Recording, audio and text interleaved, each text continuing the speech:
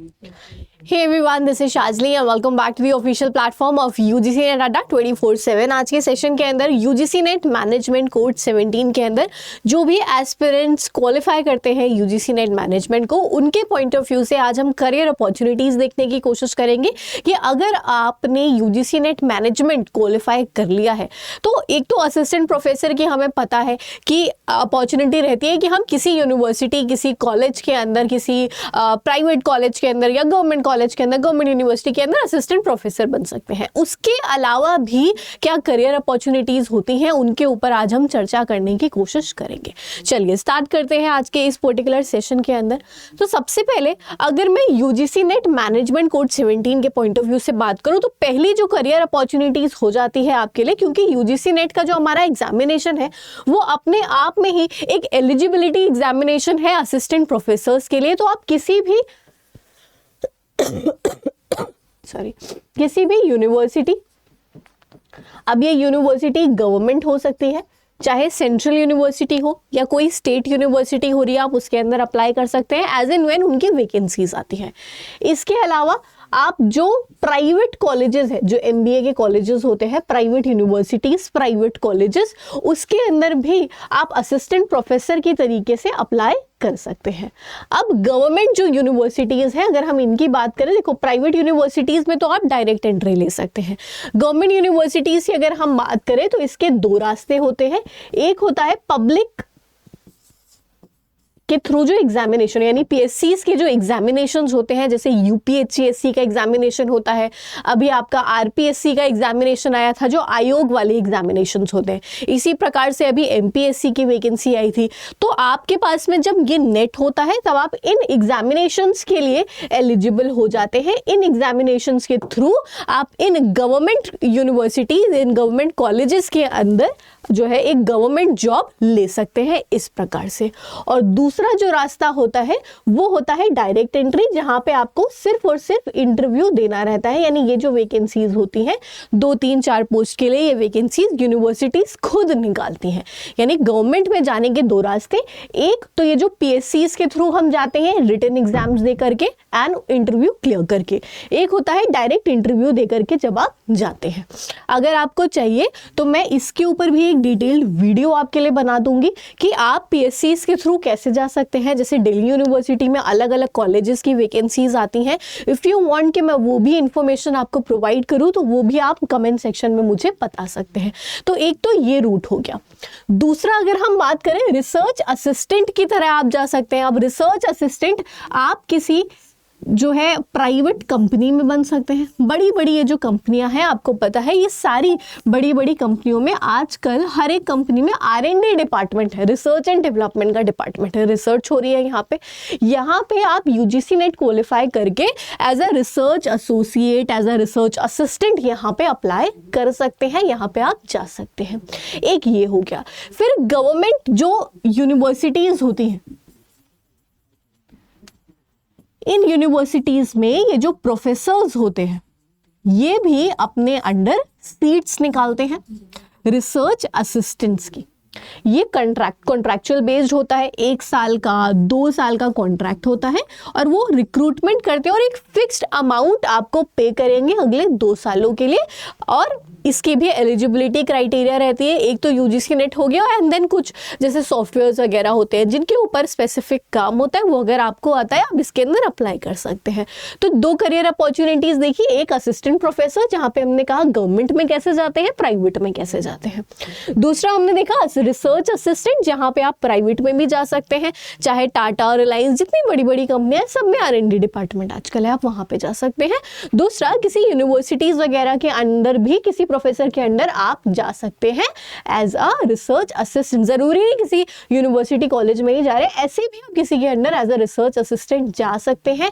ये जो जैसे ICSSR हो गया, UGC हो गया, इनके रिसर्च के प्रोजेक्ट्स मिलते हैं कई सारे लोगों को, ये लोग प्रोजेक्ट्स लेते हैं, ये भी अपने under as a research assistant hire करते हैं, तो इनके अंडर आप जा सकते हैं। 2 ये रास्ते हो गए। फिर हो गया मैनेजमेंट ट्रेनी के तरीके जाना। अगेन ये जितने भी यूजीसी नेट मैनेजमेंट वाले बच्चे होंगे उन्होंने एमबीए करा होगा, तो जो एमबीए के बाद आपके करियर अपॉर्चुनिटीज़ होती हैं किसी भी प्राइवेट कंपनी के अंदर मैनेजमेंट ट्रेनिंग के तरीके जाना, वो आप यूजीसी नेट क्वालिफाई करके भी जा सकते हैं। अगेन यूजीसी नेट क्वालिफाई करके जाएंगे तो एक हायर लेवल के ऊपर आप जाएंगे। चौथा अगर हम बात करें that is PSUs which is public sector undertakings. जब आप बोलोगे कि मैम पब्लिक सेक्टर अंडरटेकिंग्स के अंदर कैसे हमें जाना है, तो यूजीसी नेट मैनेजमेंट के एस्पिरेंट्स के पास में एक और अच्छा आप कह सकते हैं अपॉर्चुनिटी रहता है PSUs के अंदर एंटर करने का। तो ये कुछ प्रोमिनेंट PSUs हैं जो कि यूजीसी नेट मैनेजमेंट के थ्रू हायर करते हैं, जैसे power grid corporation of India है, वाइजैक स्टील है, MRPL है, THDC, ONGC, power system operation corporation हो गया। ये कुछ प्रोमिनेंट PSUs हैं। अगेन इसके अलावा भी पब्लिक सेक्टर अंडरटेकिंग्स हैं जो यूजीसी नेट मैनेजमेंट के थ्रू हायर करती है, यानी आपका यूजीसी नेट मैनेजमेंट में जो स्कोर आया है उसके बेसिस पे आपको इन PSUs के अंदर शॉर्टलिस्ट किया जाएगा।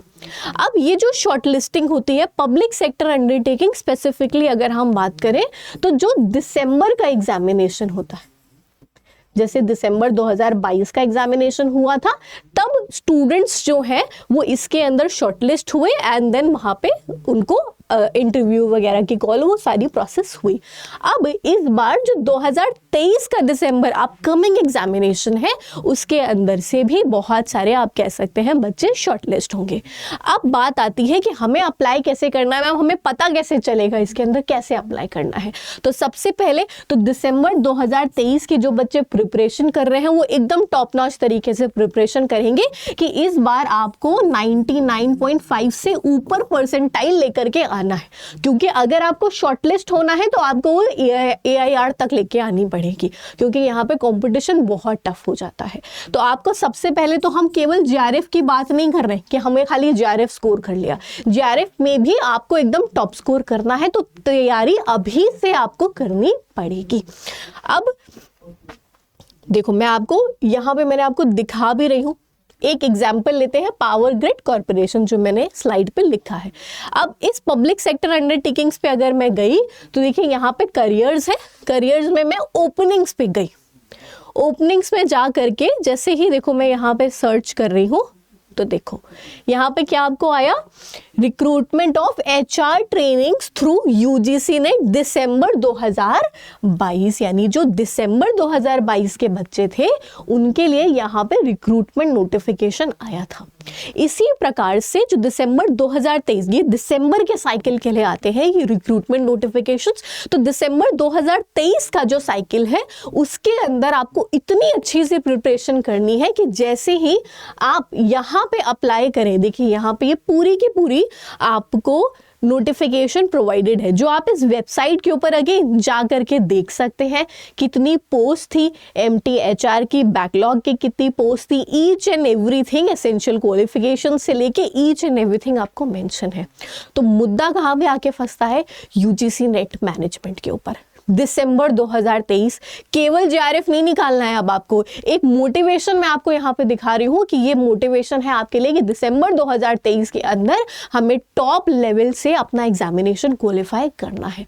सो जो भी बच्चे हैं अगर सोच रहे कि यार दिसंबर 2023 मुझे इन PSUs के अंदर एंटर होना है, मुझे ये जो है PSCs की वैकेंसीज आती हैं इसके अंदर अगर मुझे एक्सेल करना है, तो आपको दिसंबर 2023 में यूजीसी नेट मैनेजमेंट बहुत फ्लाइंग कलर्स से निकालना पड़ेगा। And if you guys want, आप मेरे कंप्लीट कोर्सेज के अंदर एनरोल कर सकते हैं, सो दैट हम इस पूरी प्रोसेस को जिए, इस पूरी प्रोसेस के थ्रू आपके सिलेक्शन तक पहुंचे। सिलेक्शन केवल यूजीसी नेट तक के नहीं, सिलेक्शन आपकी जॉब तक के लिए। करना क्या है, adda247.com के ऊपर जाना है, ऑल कोर्सेज में आपको जाना है, ऑल कोर्सेज में से आप यूजीसी सेलेक्ट करेंगे।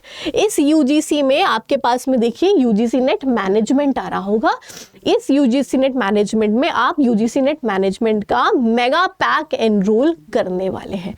अब ये जो मेगा पैक है ना, इसके अंदर पेपर 1 इंक्लूडेड है यानी general paper, and paper number 2 management आपका इंक्लूडेड है।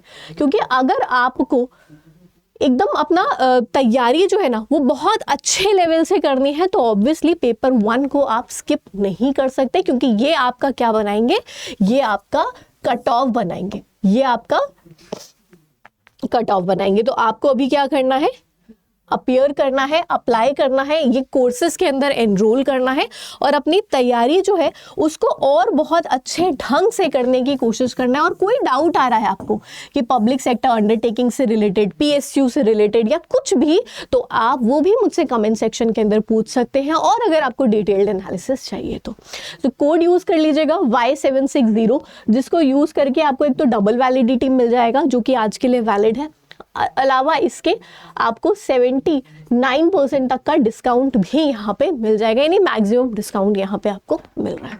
So will see you guys again in the next session, till then take care, bye bye everyone.